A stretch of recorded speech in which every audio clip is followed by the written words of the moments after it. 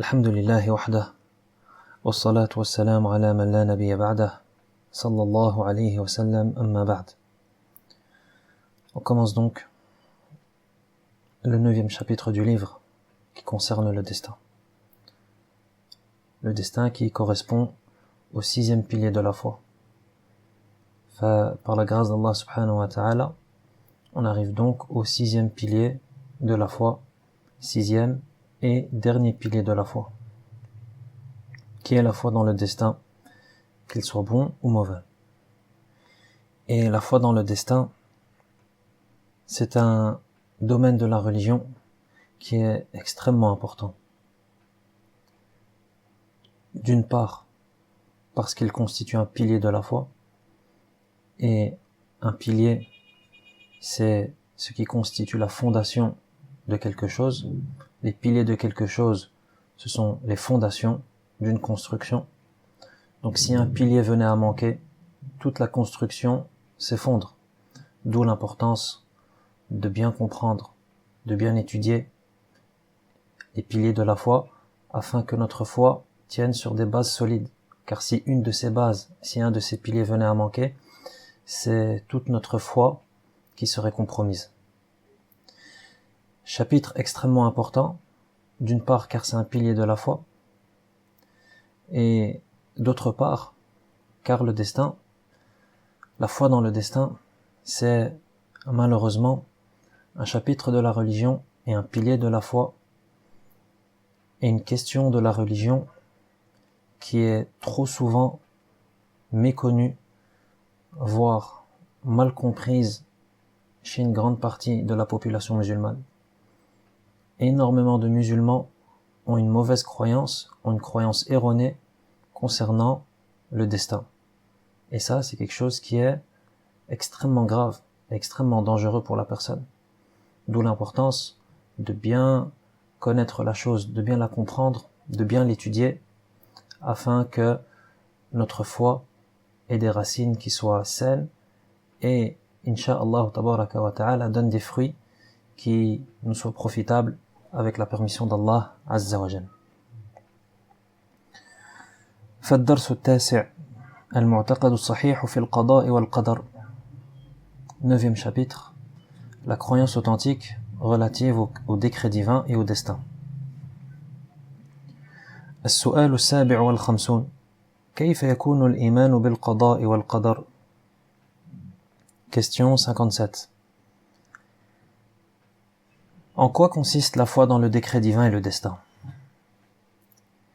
يكون بالتصديق والجزم بأن الله قدر مقادير الخلائق وأن ما شاء الله كان وما لم يشأ لم يكن.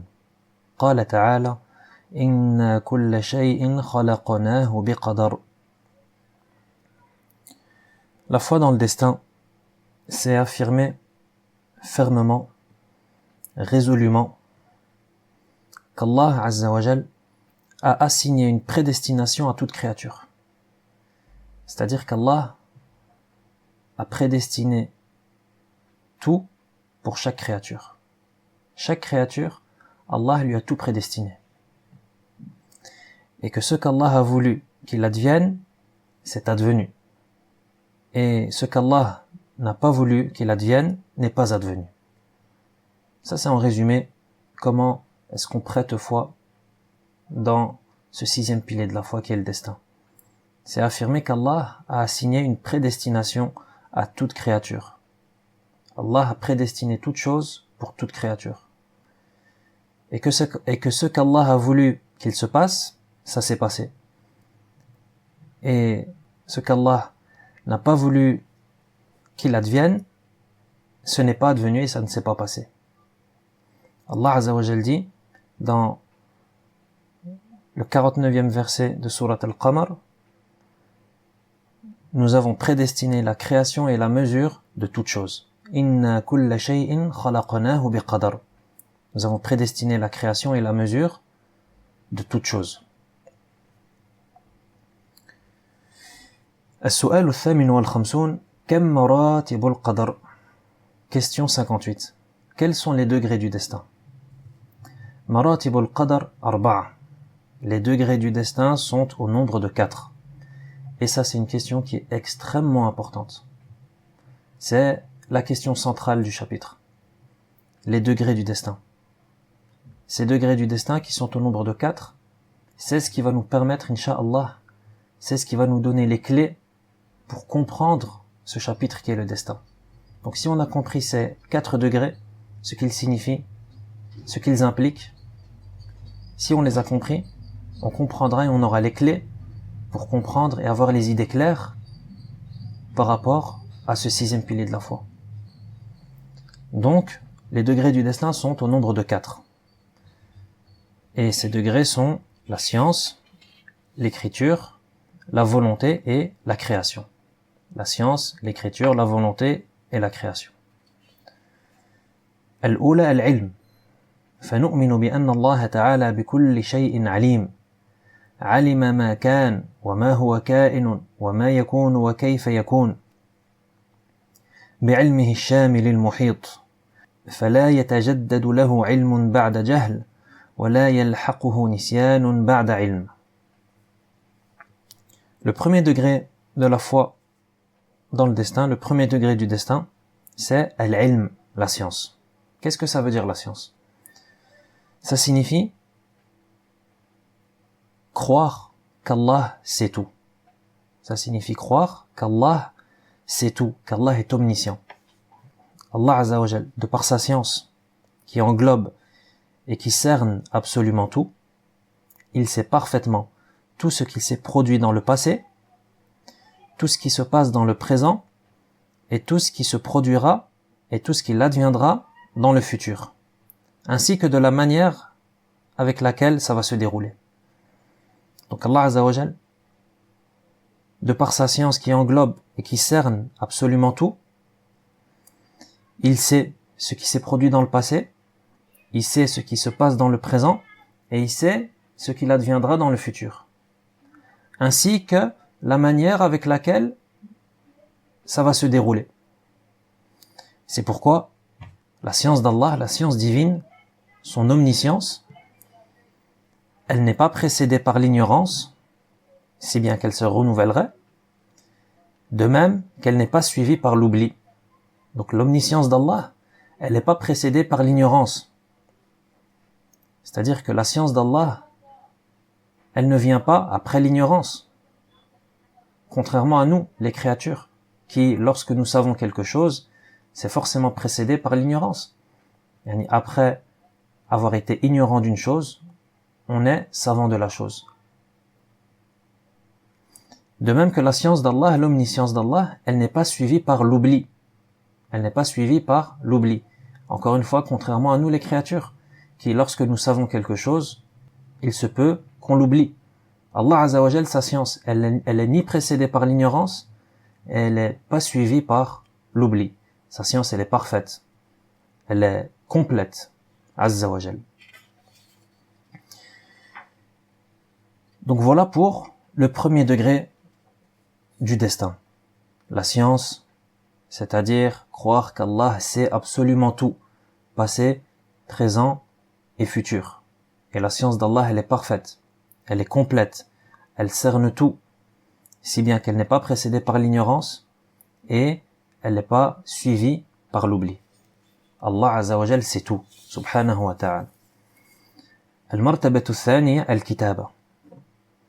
فنؤمن بأن الله كتب في اللوح المحفوظ ما هو كائن إلى يوم القيامة.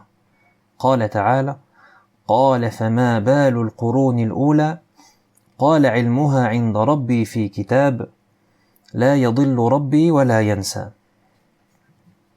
Le deuxième degré du destin, c'est l'écriture.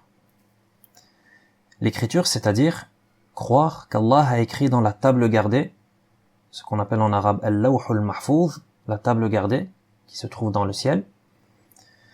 C'est croire qu'Allah a écrit dans la table gardée tout événement qui aura lieu, et ceci jusqu'au jour de la résurrection. Donc tout ce qu'il adviendra jusqu'au jour de la résurrection a été écrit dans ce qu'on appelle al-lawhul mahfouz, la table gardée. Allah l'a écrit dans al-lawhul mahfouz. Et ce deuxième degré du destin, c'est précisément ça. c'est-à-dire croire qu'Allah a écrit tout ce qu'il adviendra, sans exception, jusqu'au jour de la résurrection. Et ça a été écrit dans Al-Lawh al-Mahfouz, qui se trouve dans le ciel. Allah Azza wa Jal dit, par rapport à Pharaon, qui dit, qu'en est-il donc des générations passées? Pharaon dit, et pose cette question à Moussa alayhi salam. Il lui dit, qu'en est-il donc des générations passées? Et Moussa répond, la connaissance de leurs œuvres est auprès de mon Seigneur. Inscrite dans un livre, mon Seigneur ne commet ni erreur ni oubli. Donc voilà ici des versets qui nous prouvent que tout a été écrit dans ce livre qui est la table gardée qui se trouve dans le ciel et dans lequel Allah subhanahu wa ta'ala a écrit tout ce qui se passera, tout événement, tout ce qu'il adviendra, tout ce qu'il se produira jusqu'au jour de la résurrection. Donc voilà pour le deuxième degré du destin. Le premier degré, c'est croire qu'Allah sait tout, absolument tout, de manière parfaite et complète, dans les détails et de manière générale. Allah sait tout, et rien ne lui échappe, Azza wa Jal. Il connaît le passé, le présent et le futur. Ensuite, le destin, c'est croire dans l'écriture aussi. C'est-à-dire que Allah Azza wa Jal, étant donné qu'il sait tout, et qu'il sait ce qui va se produire, il a tout écrit dans la table gardée. Et tout a été écrit. Et tout ce qu'il adviendra est écrit. المرتبة الثالثة المشيئة فنؤمن بأن الله تعالى قد شاء كل ما في السماوات والأرض ولا يكون شيء إلا بمشيئته ما شاء كان وما لم يشأ لم يكن قال تعالى إنما أمره إذا أراد شيئا أن يقول له كن فيكون. Le troisième degré du destin, c'est la volonté. La volonté, c'est-à-dire croire que tout événement qui s'est produit dans les cieux et sur la terre a été voulu par Allah. La volonté, c'est-à-dire croire que tout événement qui s'est produit dans les cieux ou sur la terre, ça a été voulu par Allah Azza wa Jal. Rien ne se passe si ce n'est par la volonté divine. Ce qu'Allah a voulu qu'il advienne est advenu, et ce qu'il n'a pas voulu n'est pas advenu. Allah Azza wa Jal dit, lorsqu'il veut une chose, son commandement consiste à dire soit, et la chose est. Donc ça, c'est le troisième degré du destin, la volonté. C'est-à-dire croire que rien ne peut se produire si ce n'est par la volonté d'Allah. Rien ne peut se produire si ce n'est par la permission et la volonté d'Allah subhanahu wa ta'ala. Lorsqu'il veut une chose, son commandement consiste à dire soit, et la chose est. والمرتبة الرابعة مرتبة الخلق فهو تعالى خالق كل عامل وعمله وكل متحرك وحركته وكل ساكن وسكونه قال تعالى والله خلقكم وما تعملون. Et enfin, le quatrième degré du destin, c'est la création. La création, c'est-à-dire croire qu'Allah est le créateur de toute action et de son auteur. Et croire qu'Allah est le créateur de tout mouvement, ainsi que l'auteur de ce mouvement. De même qu'Allah est le créateur de toute immobilité, ainsi que le corps qui demeure dans cette immobilité. Donc, en résumé, c'est croire qu'Allah est le créateur de toute chose en réalité. Wallahu khaliqu kulli shay. C'est croire qu'Allah est le créateur de toute chose. Allah Azza wa Jal dit, alors que c'est Allah qui vous a créé, vous et ce que vous faites. Alors que c'est Allah qui vous a créé, vous et ce que vous faites. Donc Allah est le créateur de toute chose. Allah est le créateur de nous-mêmes, de nous les créatures, ainsi que de ce qu'on fait. Même ce qu'on fait, nos œuvres, elles sont créées. Le mouvement, il est créé. Celui qui est en mouvement, il est créé. Celui qui est immobile, il est créé. Et l'immobilité elle-même, elle est créée. Donc Allah est le créateur de toutes choses. Donc voilà pour ces 4 degrés de la foi dans le destin qui, pour rappel, sont extrêmement importants pour comprendre ce 6e pilier de la foi. Donc, ces 4 degrés sont la science, l'écriture, la volonté et la création. La science, c'est croire qu'Allah est omniscient. C'est-à-dire qu'Allah sait tout. Allah sait absolument tout. Rien ne lui échappe. Le passé, le présent, comme le futur. Même la manière avec laquelle ça va se passer, il le sait subhanahu wa ta'ala. Sa science subhanahu wa ta'ala n'est ni précédée par l'ignorance, ni suivie de l'oubli, azza wa jal. Donc Allah sait tout. Et le fait qu'une chose se soit passée dans le passé, dans le présent ou dans le futur, ça n'a aucune différence et ça n'a aucune importance pour Allah subhanahu wa ta'ala. Étant donné que le passé, le présent et le futur, c'est ce qu'on appelle le temps. Et le temps lui-même est créé. Donc, chez Allah subhanahu wa ta'ala, il n'y a ni passé, ni présent, ni futur. Mais tout est pareil chez lui, azza wa jal, étant donné que c'est lui qui a créé ce passé, ce présent et ce futur. Donc Allah azza wa jal sait absolument tout. Deuxième degré du destin, c'est croire qu'Allah, sur base de son omniscience, et étant donné qu'il sait tout, il a tout écrit dans Al-Lawh al-Mahfouz, la table gardée. C'est-à-dire que tout ce qui va se passer jusqu'au jour de la résurrection, tout événement, toute action, toute parole, toute chose qu'il adviendra, ça a été écrit dans Al-Lawh al-Mahfouz. Ensuite, le destin, c'est aussi croire dans la volonté d'Allah, qui est le 3e degré du destin. C'est-à-dire croire que rien ne peut se passer dans l'univers, rien ne peut se passer dans le royaume d'Allah sans sa permission et sans sa volonté, étant donné que c'est son royaume. Et c'est lui le maître, c'est lui le souverain. Donc comment pourrait-il se passer quelque chose sans sa permission ou sans sa volonté? Donc toute chose, lorsqu'elle se produit, c'est qu'il y a eu volonté divine. Et rien ne s'est produit sans volonté divine. Et ce qui ne s'est pas produit, c'est qu'Allah n'a pas voulu que cette chose se produise. Et enfin, le 4e degré, c'est al-khalq, la création. C'est-à-dire croire qu'Allah a tout créé. C'est-à-dire croire qu'Allah a tout créé. Que ce soit le serviteur, son action, sa mobilité, son immobilité, les cieux, la terre, etc. Allah est le créateur de toutes choses. Sur base de ces 4 degrés, on va pouvoir bâtir et on va pouvoir construire notre compréhension du destin. Avec justement la question 59 qui suit, qui pose une question importante par rapport au destin. السؤال التاسع والخمسون ما العقيدة الصحيحة في أفعال العباد? Question 59. Quelle est la croyance authentique relative aux œuvres des serviteurs?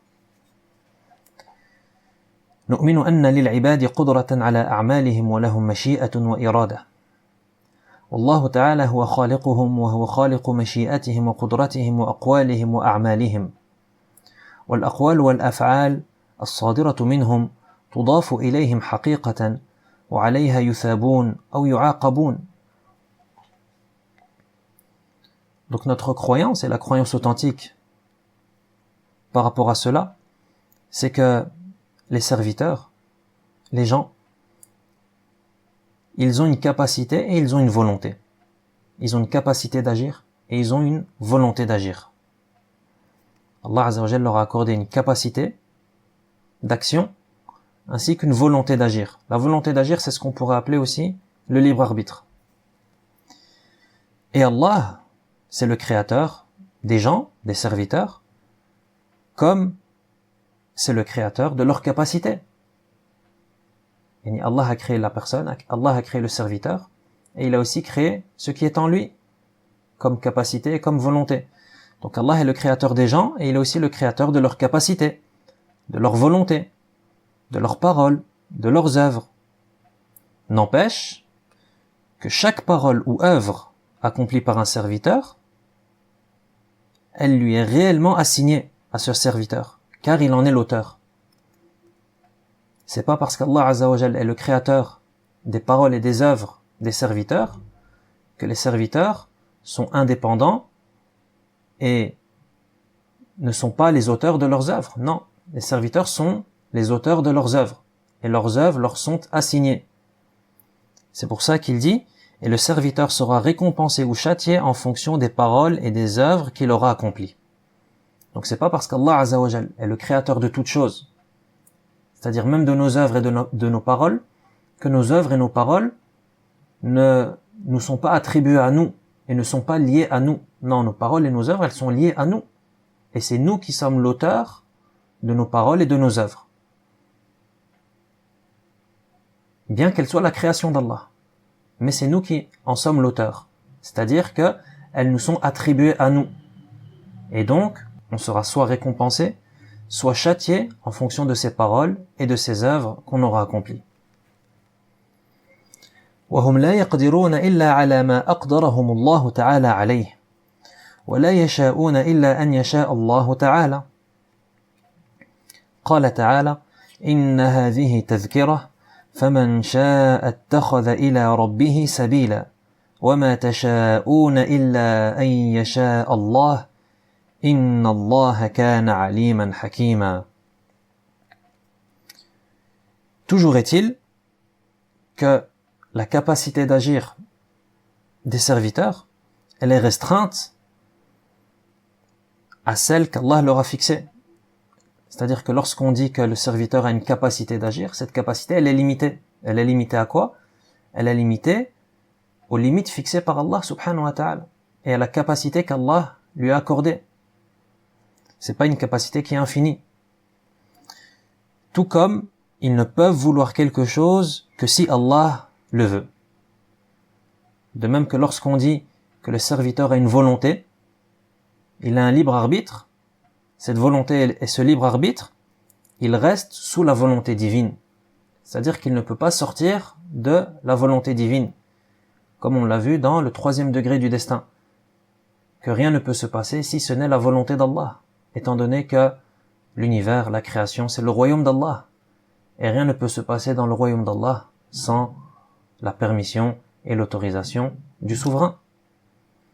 Donc on a un libre arbitre qui nous permet d'agir comme on veut, seulement notre volonté, elle reste sous la volonté d'Allah. On n'a pas une volonté qui est identique ou bien qui surpasse la volonté divine, mais on a une volonté qui nous permet de choisir ce qu'on fait, mais qui reste tout de même sous la volonté d'Allah subhanahu wa ta'ala qui, elle, est une volonté au-dessus de toute volonté. Allah Azza wa Jal dit par rapport à ça, ceci est une exhortation, que celui qui le veut emprunte le chemin qui mène à son Seigneur, mais vous ne le voudrez que si Allah le veut. Mais vous ne le voudrez que si Allah le veut.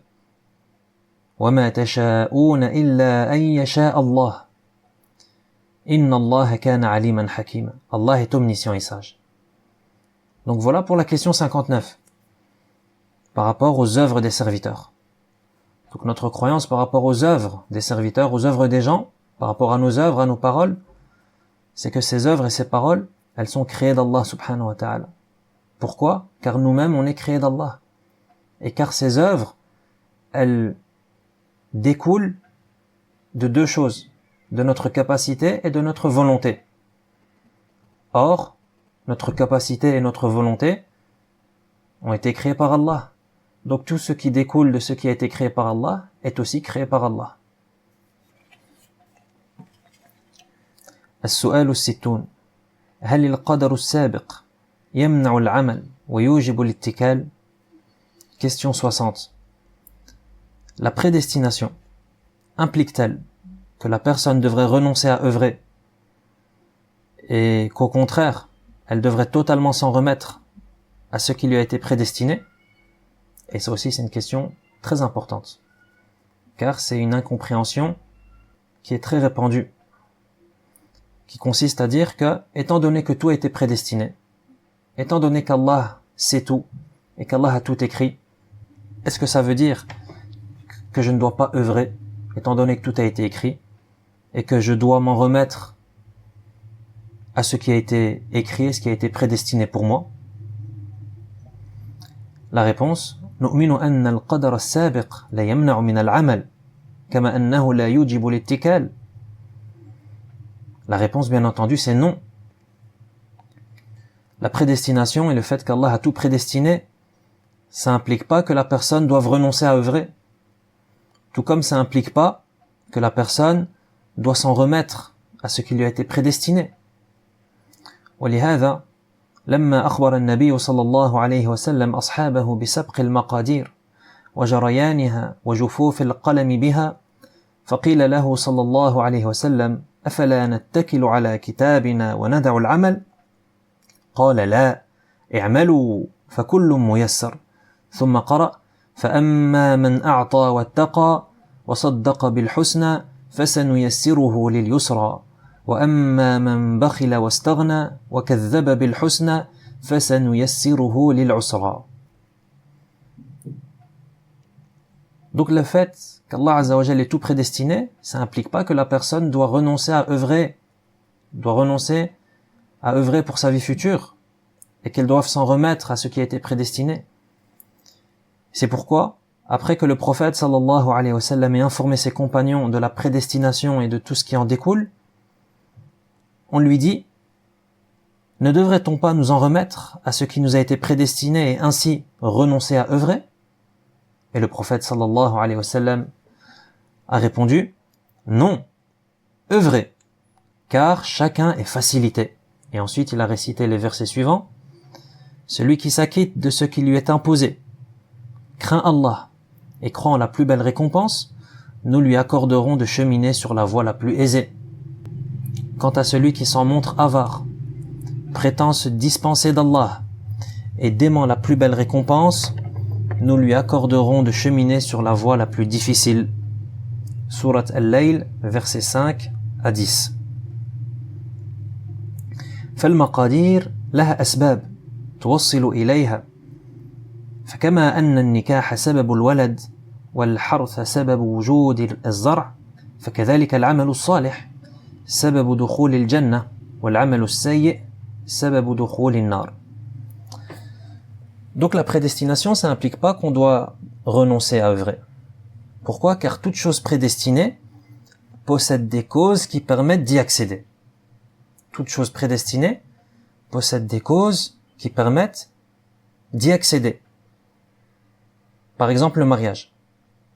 Le mariage, c'est une cause qui permet de procréer des enfants, qui permet d'avoir une progéniture.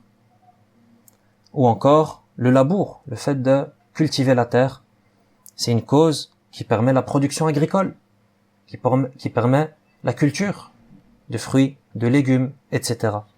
Eh bien, c'est pareil avec les bonnes actions et les mauvaises actions. Les bonnes actions sont une cause pour entrer au paradis, comme les mauvaises actions sont une cause pour entrer en enfer. Donc, la personne ne peut pas croire en de telles choses et dire « mais tout a été prédestiné, donc je ne vais rien faire, étant donné que tout a été écrit ». Non. Pourquoi? Car de base, tu sais pas ce qui a été écrit. Et Allah t'a demandé d'œuvrer. Allah t'a demandé d'œuvrer et de faire le bien et de t'écarter du mal. Et ça, ce sont des causes qui te permettront, incha'Allah tabaraka wa ta'ala, d'accéder à l'agrément d'Allah et que tu sois écarté du châtiment éternel. Donc voici, en résumé, concernant ce 6e pilier de la foi qui est le destin.